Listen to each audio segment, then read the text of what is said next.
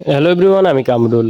তো আজকে আপনাদেরকে দেখাবো প্রথমে সকালবেলা ঘুম থেকে উঠে ফ্রেশ হয়ে মূলত কী কাজ থাকে খামারে বাদেও। তো আমাদের যেহেতু নতুন কোয়েল পাখি আনা হয়েছে, এটারই মূলত খাবার দেওয়া লাগে সকালে উঠেই। দেখেন কি একটা অবস্থা, খায় মূলত মনে করেন অনেক খাবার খায়, রাতে 2 বার করে দেওয়া হয়, তারপরে দেখেন একটা খাবারও নাই। তো সুন্দর মতন এখন খাবার দিতে হবে। তো এখানে খাবার যেহেতু খাবারপত্র এখানেই থাকে, ফিড আমরা সোনালি স্ট্যাটাস খাওয়াই ফিড।